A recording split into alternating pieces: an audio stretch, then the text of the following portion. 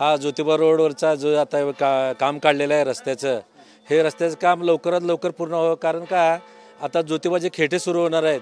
परत पर्यटन इथे एवढे येतात, देवाला पाया पडाल तर इतके लोक येतात दररोज. जो लाखो भाविक इथं रोज ह्या रस्त्याने ये जा करत असतात. त्यांची इथं आता सगळी खोटी व्हायला आहे, त्यांना जायला त्रास व्हायला आहे. डबरा तेवढा मोठा आहे की सजाची इथनं काय पुढं इकडे कुठं जाताच येत नाही, आजूबाजूला सुद्धा जाता येत नाही. इथनं पलीकडे जावं म्हणलं तरी पण जाता येत नाही आहे. आणि काय जर इथले पुरातन वस्तू सापडल्या त्या पण व्यवस्थित त्याचं नियोजन व्हावं, सरकार इथं बघावं. चांगल्या चांगल्या वस्तू पुरातत्वातल्या मिळत असतात, त्याच्यावर पण शासनानं लक्ष घालावं आणि लवकरात लवकर रस्ता पूर्ण व्हावा ही विनंती आहे. कोल्हापूर शहरात मोठ्या प्रमाणावर रस्ते दुरुस्तीचं काम सुरू आहे आणि याच दरम्यान सांडपाण्यासाठी पाईपलाईनचं काम देखील हाती घेतलं गेलेलं आहे.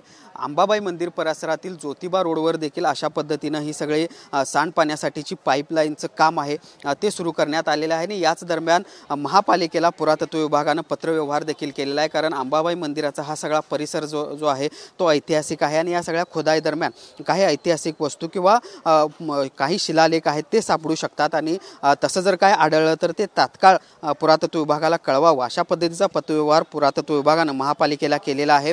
खरं तर 15 दिवसापूर्वी या सगळ्या खोदकामाला सुरुवात झालेली आहे आणि यानंतर आपण बघतोय काल या ठिकाणी अशा पद्धतीची एक शिळा आहे ती सापडलेली आहे, जी पुरातत्व विभागानं देखील याची दखल घेतलेली आहे. आणि ही सगळी शिळा जी आहे ती आता स्वच्छ करून ठेवण्याच्या सूचना देखील दिलेल्या आहेत. यापूर्वी देखील अशा पद्धतीनं या ठिकाणी खोदकाम केलं गेलेलं होतं अंबाबाई परिसरामध्ये आणि त्यावेळी विरगळ सापडलेल्या होत्या, ज्या विरगळ आता पुरातत्व विभागानं जपून ठेवलेल्या आहेत. आणि तशाच पद्धतीनं पुन्हा एकदा हे सगळं खोदकाम सुरू झाल्यानंतर अशा काही वस्तू सापडतात का याकडे देखील बारीक लक्ष पुरातत्व विभागाचं असल्याचं पाहायला मिळते. आणि त्यामुळं काळजी घेऊन हे सगळं काम आहे ते करण्याच्या सूचना महापालिका प्रशासनाला दिल्या गेलेल्या आहेत. खरं तर पुढचे महिनाभर हे सगळं काम आहे ते सुरू राहणार आहे. 20 ते 25 फूट खोली या सगळ्या सांडपाण्याच्या पाईपलाईनची असणार आहे आणि त्यामुळे या खोदकामादरम्यान ज्या काही वस्तू अशा पद्धतीनं सापडतील त्या तात्काळ पुरातत्व विभागाकडे देण्याच्या सूचना पुरातत्व विभागानं केलेल्या आहेत.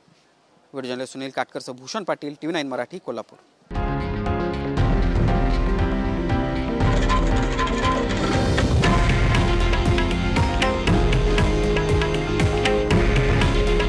हे आहे देशातील नंबर 1 न्यूज नेटवर्क आणि आपण पाहत आहात TV9 मराठी. काळजी तुमची, हित महाराष्ट्राचं.